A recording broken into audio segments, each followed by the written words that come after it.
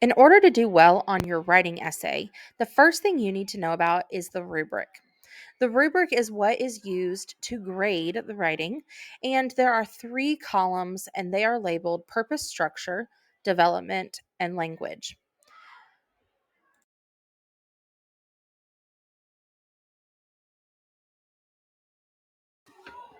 In order to receive a 4 on purpose and structure, you have to make sure that your claim or idea is focused on the task and that it's consistently maintained throughout. One of the things I like to tell students is that if you're writing an essay about school uniforms and you write a sentence about how much you love McDonald's, you're going off topic and you're not focused. You want to make sure that all of the things that you put inside of your essay has to do with the claim or the idea in which you are writing. Remember, claim has to do with argumentative, and ideas are what we're writing about for expository. You also need to make sure that your organizational structure is a strength in the essay, as in, we have a strong introduction, 2 to 3 body paragraphs, and then a strong conclusion. By following this organizational structure, you are making sure that your essay is neat and organized and understandable. You also need to make sure that you have varied transitional strategies. This could be more than just using first, next, and last. I always try to make sure that students know that you can start the next paragraph with a simple sentence that doesn't have a first, next, or last in it, as long as you have moved to the next line and you have indented. The last thing you need to make sure is that you have a strong, effective introduction and conclusion. Effective means that your introduction tells the reader what it is that you're writing about, and your conclusion wraps it all up. In your conclusion, you could even have something called a call to action. This is where you tell your reader something that they could do to then meet where you are at and maybe do something about the topic in which you are writing about.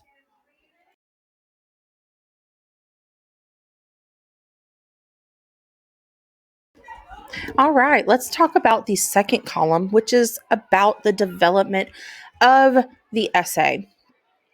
This has to do with your 2 to 3 body paragraphs. Now, if you are talking about a claim or an argumentative essay, this is where you're going to be given your reasons. And inside of those reasons, you're going to back that up with evidence and then some elaboration. You also need to make sure, no matter what it is that you're writing about, that you have thorough understanding of the topic. So, this means you need to take some time and really read over the sources. In order to get a 4, you also need to make sure that your evidence goes with what you are writing about. You are citing that evidence and then you're elaborating on it. This could be where you paraphrase what it was that you said in your evidence. You could give some even more evidence that further proves what you said. You could define a word in the evidence. You could share a story that has to do with your life that is you're reminded of when you're giving your evidence. And as you get into the higher grades, you could be using some of those rhetorical techniques. If you have questions about that, make sure you go see a teacher. No matter what it is that you write in these 2 to 3 body paragraphs, make sure that you have evidence and elaboration. It's almost like a little math problem. You not only need your beginning, which is your introduction, but you need 2 to 3 body paragraphs. Inside each of those body paragraphs, you need 2 to 3 pieces of evidence and 2 to 3 pieces of elaboration. And then you need a conclusion. If you add all that up, you get a 444.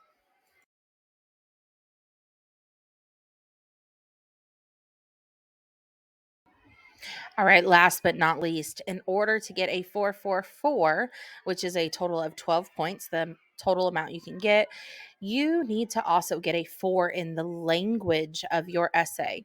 Now, think about it this way. If you're a fifth grader, you need to make sure that the words you're using are fifth grade or higher, not kindergarten level. You also need to make sure that your sentences are not boring and monotonous. They need to be able to move forward and sound good. I'm going to read a poem to you. And as I read the poem, I want you to listen to the various lengths and structures of the sentences and see how they contribute to the sound of this poem. I'm going to give credit where credit is due and cite my source. My source here is Gary Provost. This sentence has 5 words by Gary Provost. This sentence has 5 words. Here are 5 more words. 5 word sentences are fine, but several together become monotonous. Listen to what is happening. The writing is getting boring. The sound of it drones. It's like a stuck record. The ear demands some variety. Now listen. I vary the sentence length and I create music. Music. The writing sings. It has a pleasant rhythm, a lilt, a harmony. I use short sentences and I use sentences of medium length. And sometimes, when I am certain the reader is rested, I will engage him with a sentence of considerable length, a sentence that burns with energy and builds with all the impetuous of a crescendo, the roll of the drums, the crash of the cymbals, sounds that say, "Listen to this, it is important." So write with a combination of short, medium, and long sentences. Create a sound that pleases the ear. Don't just write words, write music. It's also important to remember to use proper English, grammar, punctuation, capitalization, and spelling. If a word is spelled inside of the sources, it's easy for you to go back and look at that and then respell it the right way. Also, looking at the tone or voice of what you are writing. And the audience. Don't forget the audience. Who are you writing this for? Is it for a teacher? Is it for the state? Is it for a fellow student? Because that's going to change the type of words and vocabulary in which you use.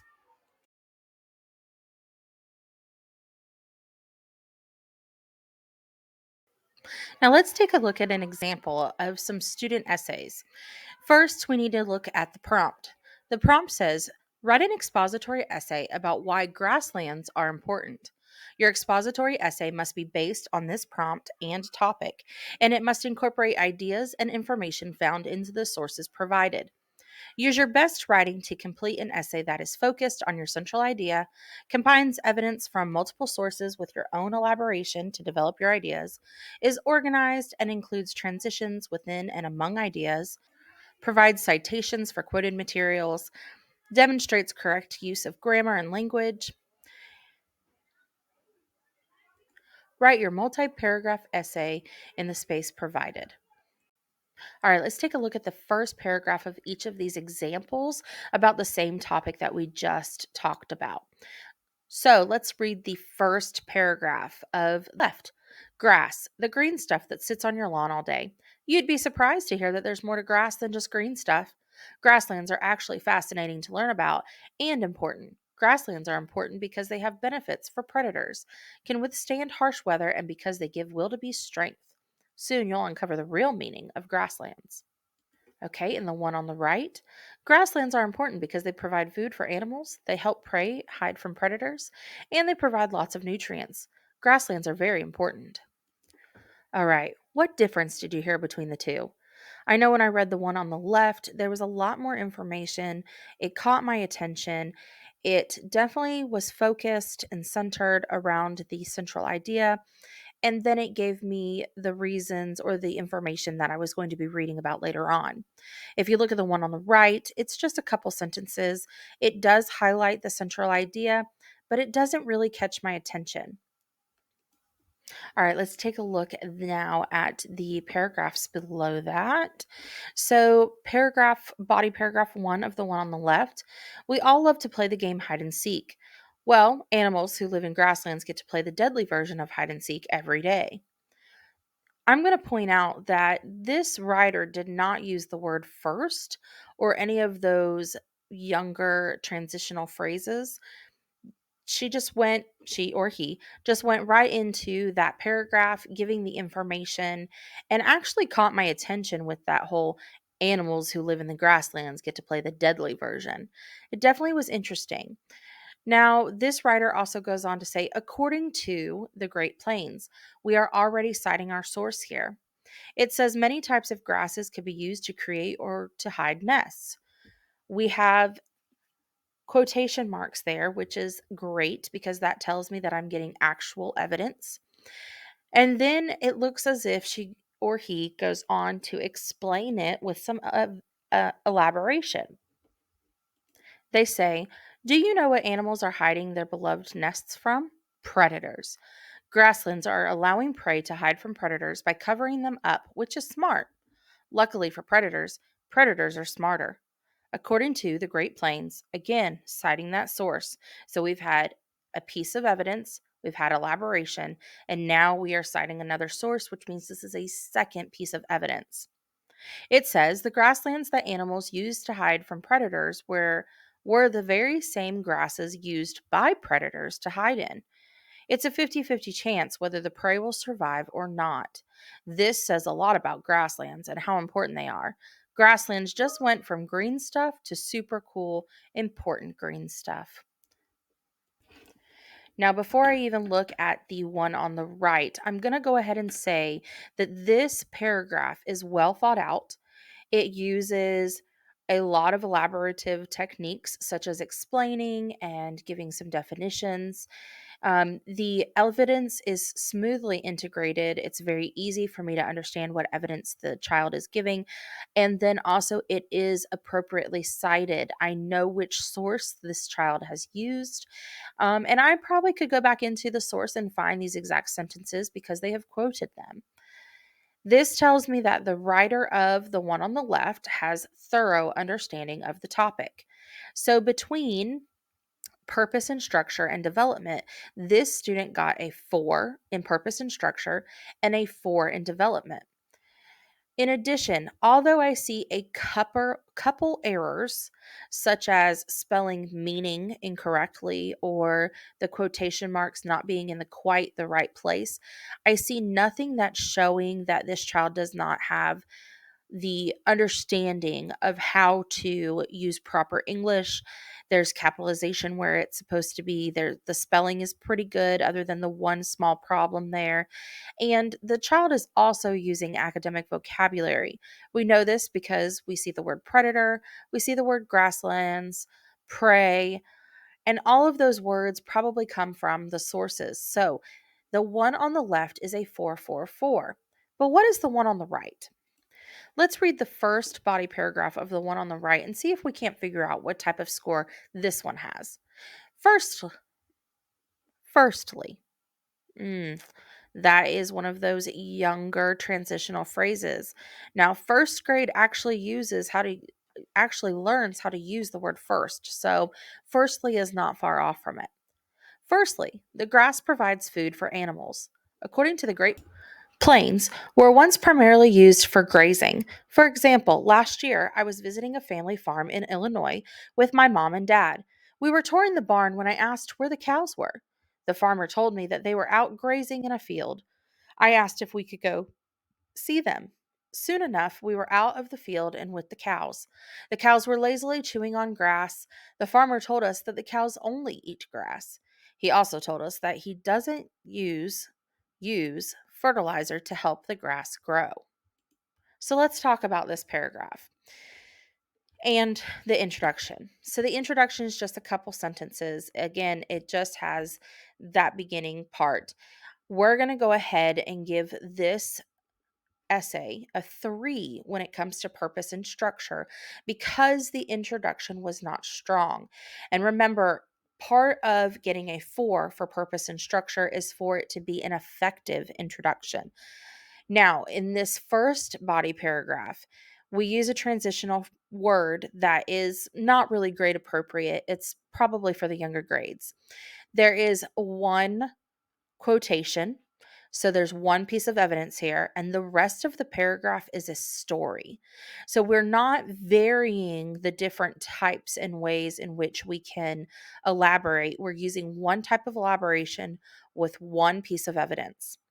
We do cite the source appropriately, so I got to give credit for that one. And it is logical because it goes along with the first idea in which that they said in the first paragraph, because they provide food for animals. This paragraph does talk about that. So this essay got a 3 on development as well.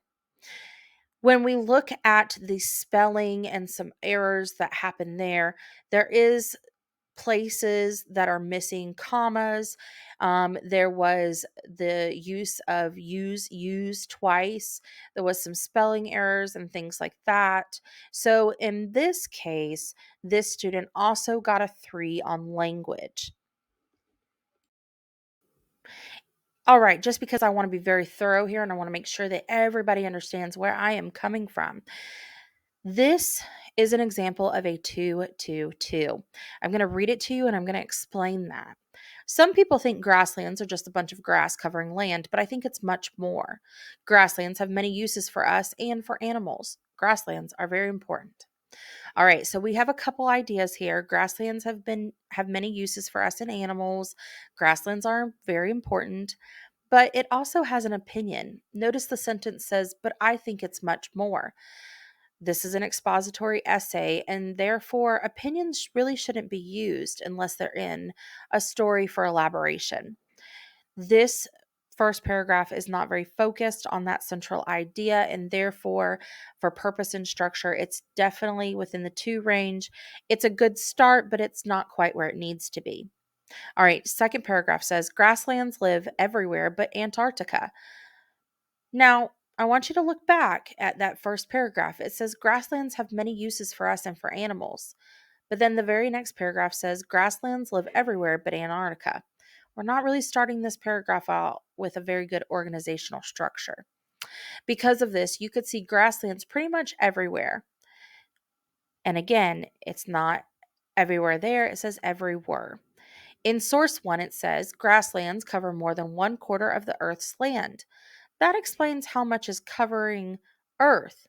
When in hot places, grasslands won't need much water. In cold places, grasslands can hold themselves down in case of a blizzard. This paragraph is kind of all over the place. Does it give me evidence from the article? Well, yeah, it quotes some article information. It says the text says and gives me a quote. It explains that quote and it's talking again about grasslands, but it is not telling me how there are many uses for us and animals. It's not working on that central idea and it's incomplete and doesn't give quite a good understanding. Now, the next paragraph does say grasslands provide a lot. But again, if you look at that third sentence in the first paragraph where it says grasslands are very important, those do not go together. It says they provide wheat, like the wheat in your bread. Wheat is misspelled a couple times. In this case, the development of this essay is pretty weak, and this would be considered a 2 for the development. And because there are mistakes and a lot of spelling errors and things of that nature, it is also going to be a 2 in language. When looking at all of these essays, the main thing to note is that you need to make sure you organize your thoughts before you go in to write your essay. I'm going to show you a quick little trick you can use that's going to help you to be organized before you get to the typing.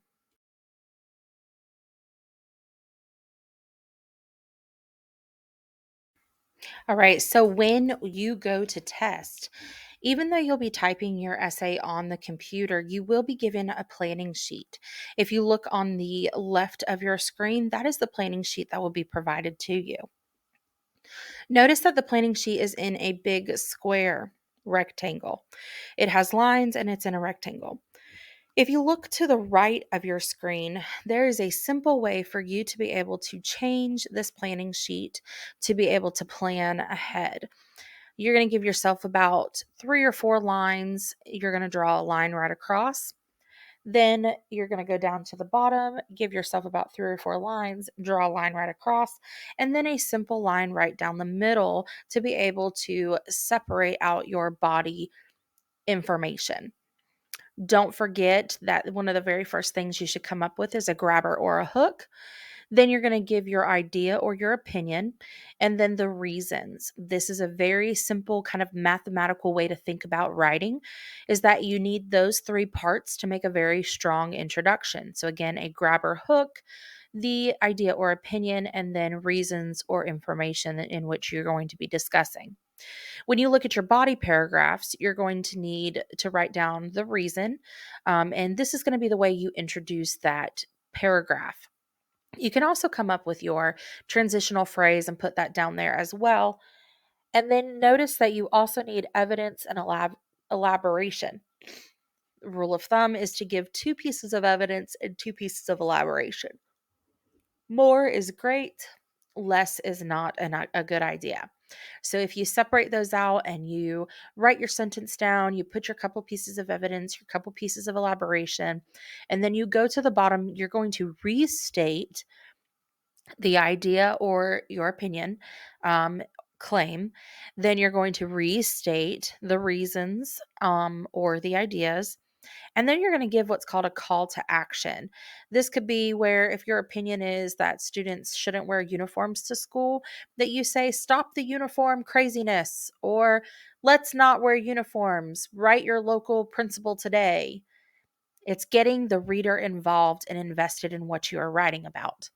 If you set up your paper the way that it shows on the right, you will have an easy progression to write it out during the actual typing phase.